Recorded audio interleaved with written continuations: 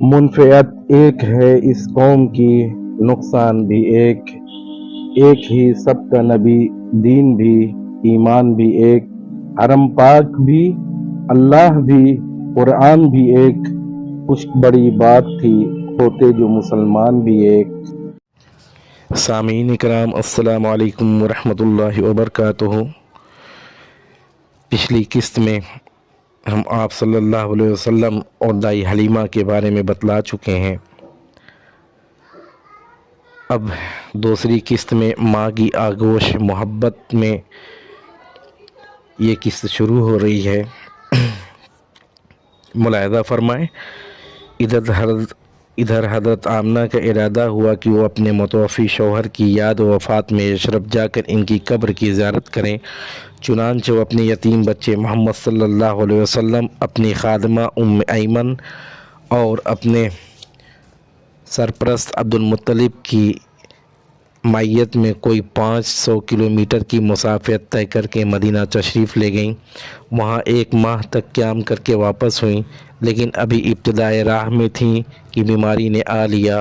پھر یہ بیماری شدت اختیار کرتی گئی، یہاں تک کہ مکہ اور مدینہ کے درمیان مقام ابوا میں پہنچ کر رحلت کر گئیں۔ انا للہ و انا الیہ راجعون۔ دادا کے شائع شفقت میں بوڑھے عبد المطلب اپنے پوتے کو لے کر مکہ پہنچے۔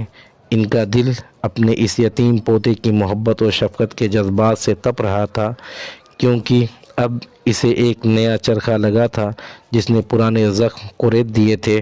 عبد المطلب کے جذبات میں پوتے کے لیے ایسی رغبت تھی کہ ان کی اپنی صلبی اولاد میں سے بھی کسی کے لیے ایسی رغبت نہ تھی۔ چنانچہ قسمت نے آپ کو تنہائی کے جس صحرا میں لا کھڑا کیا تھا، عبد المطلب اس میں آپ کو تنہا چھوڑنے کے لیے تیار نہ تھے، بلکہ آپ کو اپنی اولاد سے بھی بڑھ کر چاہتے اور بڑوں کی طرح ان کا احترام کرتے۔ ابن حشام کا بیان ہے کہ عبد المطلب کے لیے خانہ کعبہ کے سائے میں فرش بچھایا جاتا، ان کے سارے لڑکے فرش کے ارد گرد بیٹھ جاتے۔ عبد المطلب تشریف لاتے تو فرش پر بیٹھتے۔ ان کی عظمت کے پیش نظر ان کا کوئی لڑکا فرش پر نہ بیٹھتا، لیکن رسول صلی اللہ علیہ وسلم تشریف لاتے تو فرش ہی پر بیٹھ جاتے۔ ابھی آپ کم عمر بچے تھے، آپ کے چچا حضرات آپ کو پکڑ کر اتار دیتے، لیکن جب عبد المطلب انہیں ایسا کرتے دیکھتے، فرماتے میرے اس بیٹے کو چھوڑ دو، بخدا اس کی شان نرالی ہے۔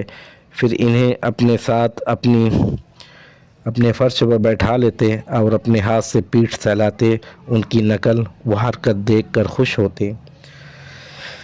آپ کی عمر ابھی 8 سال 2 مہینے 10 دن کی ہوئی تھی کہ دادا عبد المطلب کا بھی سایہ شفقت اٹھ گیا۔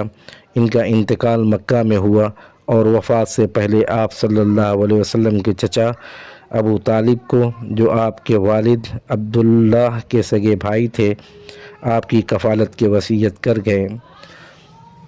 اس کی نقل ابن حشام جلد نمبر 1 صفحہ نمبر 168 تاریخ المفعول میں بیان کیا گیا ہے۔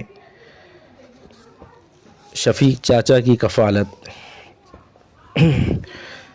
ابو طالب نے اپنے بھتیجے کا حق کفالت بڑی خوبی سے ادا کیا، آپ کو اپنی اولاد میں شامل کیا، بلکہ اس سے بھی بڑھ کر مانا مزید اعزاز و احترام سے نوازا۔ 40 سال سے زیادہ عرصے تک قوت پہنچائی، اپنی حمایت کا سایہ دراز رکھا۔ آپ ہی کی بنیاد پر دوستی اور دشمنی کی مزید وضاحت اپنی جگہ آ رہی ہے۔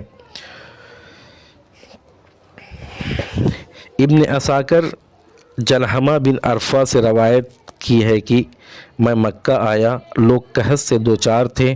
قریش نے کہا ابو طالب وادی قحط کا شکار ہے، بال بچے کال کی زد میں ہیں، چلیے بارش کی دعا کیجیے۔ ابو طالب ایک بچہ ساتھ لے کر برآمد ہوئے۔ بچہ ابر آلود سورج معلوم ہوتا تھا، جس سے گھنا بادل ابھی چھٹا ہو۔ اس کے ارد گرد اور بھی بچے تھے۔ ابو طالب نے اس بچے کو ہاتھ پکڑ کر اس کی پیٹھ کعبہ کی دیوار سے ٹیک دی۔ بچے نے ان کی انگلی پکڑ رکھی تھی۔ اس وقت آسمان پر بادل کا ایک ٹکڑا نہ تھا، لیکن دیکھتے دیکھتے ادھر ادھر سے بادل کی آمد شروع ہوئی۔ ایسا دھواں دھار بارش ہوئی کہ وادی میں سیلاب آ گیا، شہروں بیاباں شاداب ہو گئے۔ بعد میں ابو طالب نے اس واقعے کی طرف اشارہ کرتے ہوئے محمد صلی اللہ علیہ وسلم میں مدح کہا۔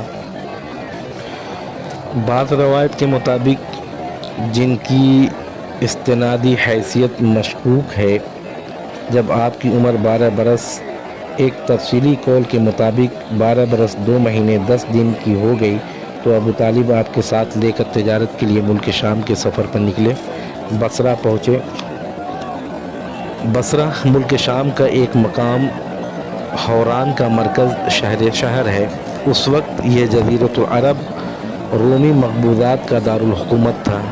اس شہر میں جرجیس نامی ایک راہب رہتا تھا جو بحیرہ کے لقب سے معروف تھا۔ جب قافلے نے وہاں پر پڑاؤ ڈالا تو یہ راہب اپنے گرجے سے نکل کر قافلے کے اندر آیا، اس کی میزبانی کی، حالانکہ اس سے پہلے وہ کبھی نہیں نکلتا تھا۔ اس نے رسول صلی اللہ علیہ وسلم کو آپ کے اوصاف کی بنا پر پہچان لیا، آپ کا ہاتھ پکڑ کر کہا، یہ سید العالمین، اللہ انہیں رحمت للعالمین بنا کر بھیجے گا۔ ابو طالب نے کہا، آپ کو یہ کیسے معلوم ہوا؟ اس نے کہا، تم لوگ جب گھاٹی کے اس جانب نمودار ہوئے، کوئی بھی درخت یا پتھر ایسا نہیں تھا جو سجدے کے لیے جھک نہ گیا ہو، اور یہ چیزیں نبی کے علاوہ کسی اور انسان کو سجدہ نہیں کرتی۔ پھر میں انہیں مہر نبوت سے پہچانتا ہوں جو کندھے کے نیچے کری نرم ہڈی کے پاس سیب کی طرح ہے، ہم انہیں اپنی کتابوں میں بھی پاتے ہیں۔ اس کے بعد بحیرہ راہب نے ابو طالب سے کہا، انہیں واپس کر دو، ملک شام نہ لے جاؤ کیونکہ یہود سے خطرہ ہے۔ اس پر ابو طالب نے بعض غلاموں کی میت میں آپ کو مکہ واپس بھیج دیا۔ آپ کی عمر 15 برس کی ہوئی تو جنگ فجار پیش آئی۔ اس جنگ میں ایک طرف قریش اور ان کے ساتھ بنو کنانہ تھے اور دوسری طرف قیش ایلام تھے۔ قریش کنانہ کا کمانڈر حرب بن امیہ تھا، کیونکہ وہ اپنے سن و شرف کی وجہ سے قریش و کنانہ کے نزدیک بڑا مرتبہ رکھتا تھا۔ پہلے پہر کنانہ یہ قیش کا پلہ بھاری تھا، لیکن دوپہر ہوتے ہوتے قیش پر کنانہ کا پلہ بھاری ہو گیا۔ اس حرب فجار اس لیے کہتے ہیں، اس میں حرم اور حرام مہینے دونوں کی حرمت چاک کی گئی۔ اس جنگ میں رسول اللہ صلی اللہ علیہ وسلم بھی تشریف لے گئے تھے اور اپنے چچا کو تیر تھماتے تھے۔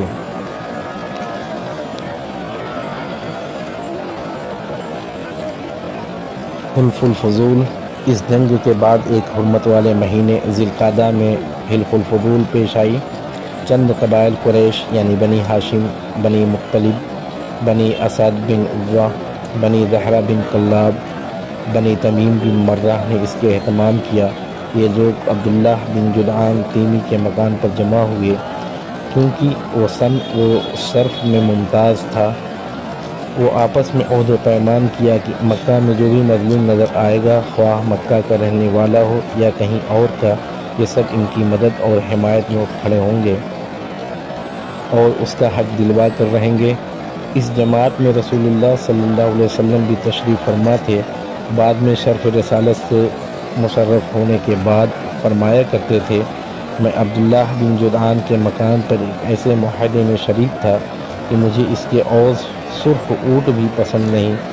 اگر دور اسلام میں اس عہد و پیمان کے لیے مجھے بلایا جاتا تو میں لبیک کہتا۔ اس معاہدے کی روح وہ عصبیت کی تہ سے اٹھنے والی جاہلی حمیت کے منافی تھی۔ اس معاہدے کا سبب یہ بتایا جاتا ہے کہ زبید کا ایک آدمی سامان لے کر مکہ آیا۔ عاص بن وائل نے اس سے سامان خریدا، لیکن اس کا حق روک لیا۔ اس لیے حلیف قبائل عبدالدار، مخزوم، جمع و سہم و عدی سے مدد کی درخواست کی، لیکن کسی نے توجہ نہ دی۔ اس کے بعد اس نے جبل ابو القیس پر چڑھ کر بلند آواز سے چند اشعار پڑھے جن میں اپنی داستان مظلومیت بیان کی تھی۔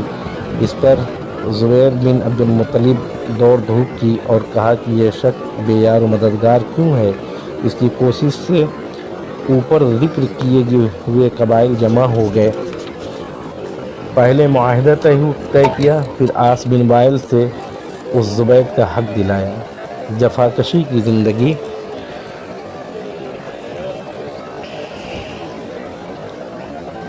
انفوان شباب میں رسول اللہ صلی اللہ علیہ وسلم کا کوئی معین کام نہ تھا۔